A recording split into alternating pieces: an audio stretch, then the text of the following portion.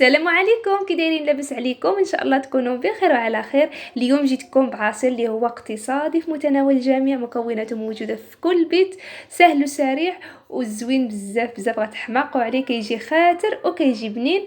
نتمنى انه هنا الاعجاب ديالكم. ندوز معكم مباشره لطريقه التحضير والمكونات اللي غادي نحتاجو فيها.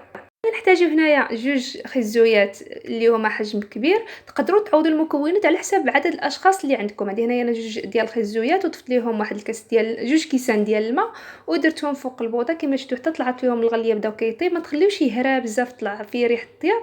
صافي غير كيهرى كتحيدوهم فوق البوطه وتخليوه جانبا يبرد. على ما كيبرد عندي هنايا جوج ليمونات كبار، ويستحسن يكون العصير ديال الليمون ديال العصير كيكون فيه الماء. وتقدروا تعوضوا تاني الكميه، دوبلوها على حسب الكميه ديال الخيزو اللي غادي ديروا.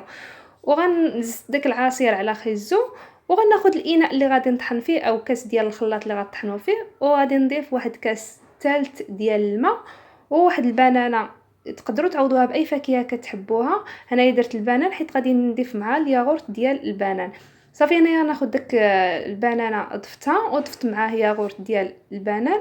وتقدروا تعوضوها بالفريز وديروا تاني ياغورت ديال الفريز. المهم اي فاكهه درتوها كديروا الياغورت اللي في نفس الفاكهه ديالها، باش كتجي داك البنه بحال بحال.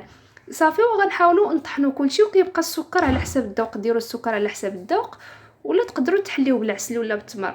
صافي وغنطحنوا كلشي. ها هو العصير ديالنا واجد، كيجي بنين بزاف بزاف وكيجي خاتر وكيعطينا كميه اللي هي كبيره واقتصادي وصحي. نتمنى انه يكون نال الاعجاب ديالكم، وإلا عجبكم نتمنى انكم تجربوا وتردوا عليا في التعاليق كيفاش جاتكم الوصفه.